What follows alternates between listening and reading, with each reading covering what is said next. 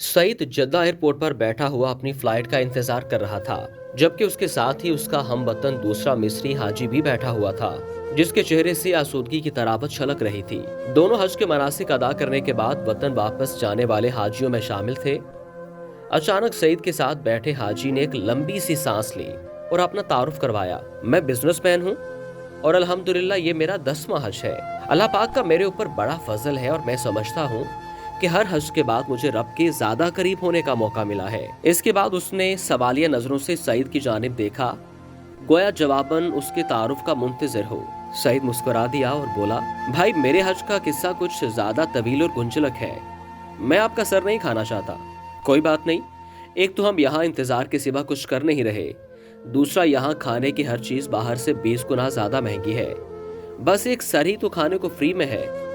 दूसरे हाजी अब्दुल बारी ने हंसते हुए कहा। सईद ख्यालों में खो गया, गोया फैसला न कर पा रहा हो कि अपनी कहानी को कहां से शुरू करे। मेरे भाई, मैं एक प्राइवेट अस्पताल में फिजियोथेरेपिस्ट हूँ, सईद ने आखिरकार बोलना शुरू किया।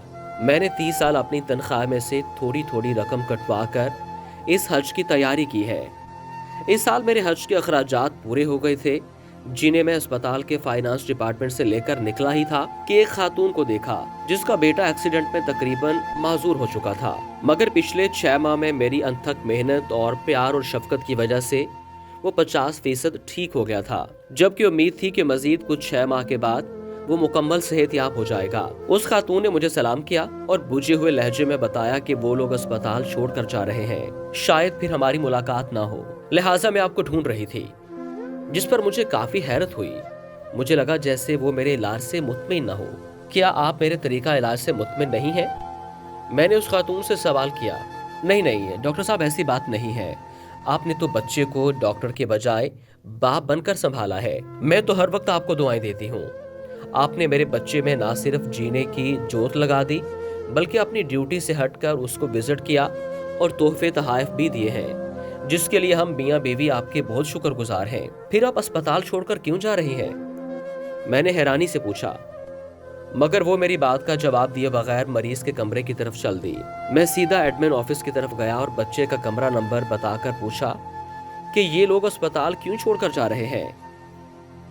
वो छोड़ नहीं रहे, बल्कि उनको कमरा खाली करने का नोटिस दिया गया है। लड़के का वालिद जॉब से फारिग कर दिया गया है, जिसकी वजह से वो लोग अस्पताल के चार्जेस देने के काबिल नहीं है, लिहाजा उनको कमरा खाली करने के लिए कह दिया गया है। मैं वहां से मैनेजर साहब के ऑफिस में गया और उनसे दरखास्त की कि बच्चे को इलाज जारी रखने की इजाजत दी जाए, मगर मेरी बात अभी पूरी भी नहीं हुई थी कि मैनेजर ने नहायत बेरुखी से कहा कि सईद ये एक प्राइवेट अस्पताल है, कोई चैरिटी इदारा नहीं है, यहाँ वही इलाज करा सकता है जो अखराजात की सकत रखता है। मैनेजर का 2 टोक जवाब सुनकर जो ही मैं मुड़ा तो मेरा दायां हाथ मेरी जेब से टकराया, जिसमें मेरे हज के पैसे रखे हुए थे। दफ्तर से निकलकर मैंने आसमान की तरफ देखा और कहा, ए अल्लाह, तू अच्छी तरह जानता है कि मुझे तेरे घर आने का किस कदर शौक है, और अब जबकि मेरा ख्वाब एक हकीकत बनने वाला है तो इस बच्चे की जिंदगी का सवाल खड़ा हो गया है। ए अल्लाह, मैं मजबूर हूँ, मगर तू बेनियाज है। मैं हज पर ना आ सका तब भी मुझे अपने फजल से महरूम मत करना। मैं वहां से सीधा अकाउंटेंट ऑफिस में आया और उस बच्चे के अगले 6 माह के अखराजात जमा कराकर उसके डिस्चार्ज ऑर्डर कैंसिल करा दिए। अल्हम्दुलिल्लाह मेरा दिल सुकून से भर गया था, मगर हज पे ना जा सकने की कसक अपनी जगह थी। फिर आपने जब अपने हज के अखराजात उस औरत के बच्चे के इलाज के लिए दे दिए तो आप हज पर कैसे आ गए? अब्दुल बारी ने बेचैनी से सवाल किया। मैं जब घर आकर लेटा तो हज के मनासिक का एक एक मंजर मेरी नजरों पर घूम रहा था। मैंने कई बार बैतुल्लाह का ख्याली तवाफ किया था, कई बार लब्बैक अल्लाहुम्मा लब्बैक कहते मजमे के साथ अपनी आवाज मिलाकर उनका हिस्सा बन गया था। पता नहीं कब मेरी आंखों से आंसू बहना शुरू हो गए और मैं बहते आंसुओं के साथ ही सो गया। मैंने देखा कि मैं बैतुल्लाह का तवाफ कर रहा हूँ और लोग मुझे मेरा नाम लेकर हज की मकबूलियत की बशारतें दे रहे हैं। ऐ सईद, अल्लाह ने तेरा हज कबूल कर लिया, तूने जमीन से पहले आसमान पर हज किया है, हमारे हज की कबूलियत के लिए भी दुआ करो। इसी कैफियत में फोन की घंटी ने मुझे जगा दिया।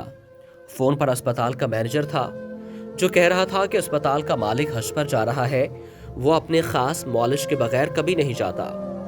मगर इस दफा उसके मौलज की बीवी शदीद बीमार हो गई है, जो बीवी को इस हाल में छोड़कर बॉस के साथ हज पर नहीं जा सकता। लिहाजा आपको उनके साथ भेजने का फैसला किया गया है। आप अपने जरूरी कागजात अस्पताल के एडमिन ऑफिस पहुंचा दें। मैंने सबसे पहले तो शुक्राने के नवाफिल अदा किए, फिर कागजात ऑफिस वालों के हवाले किए। यूं अल्लाह पाक ने मुझे अपने घर बुलाने का इंतजाम कर दिया। हज के बाद अस्पताल के मालिक ने मुझे मेरी खिदमात का मुआवजा देना चाहा तो मेरे आंसू निकल पड़े और मैंने उसको बता दिया कि उसने मुझे हज कराकर मुझ पर इतना बड़ा एहसान किया है कि मुझे अपना खादिम बना लिया है। लिहाजा मैंने जो भी उसकी खिदमत की है वो इसके एहसान के मुकाबले में कुछ नहीं है। लिहाजा वो मुआवजे की बात करके मुझे गुनाहगार ना करे। फिर मैंने उसको सारा वाकया तफसील के साथ सुनाया, जिस पर उसने मक्के से ही फ़ोन करके उस बच्चे के मुकम्मल इलाज तक उसे अस्पताल में बिला मुआवजा रखने के अहकामात जारी कर दिए। उस खातून के शोहर को अपनी एक फैक्ट्री में सुपरवाइजर की पोस्ट पर रख लिया और अस्पताल इंतजामिया को मेरे सारे पैसे मुझे वापस करने के लिए कह दिया। यूं अल्लाह पाक ने मुझे फ्री में हज करा दिया। अब्दुल बारी की आंखों से आंसू जारी थे। उसने उठकर सईद का माथा चूमा और उसे मुबारकबाद दी और कहा कि मैं समझता था कि मैंने 10 हज करके अल्लाह पाक का बहुत कुर्ब हासिल किया है, मगर आज मुझे लगता है कि मेरे ऐसे हजारों हज भी तेरे इस एक हज के बराबर नहीं। मैं तो खुद हज पर आता रहा, जबकि तुझे तो अल्लाह खुद ही उठाकर अपने घर लाया है। हाजी सईद, अल्लाह पाक से मेरे हज की कबूलियत की दुआ भी कर दो। अल्लाह तुम्हारे हज में बरकत दे। आमीन सुम आमीन।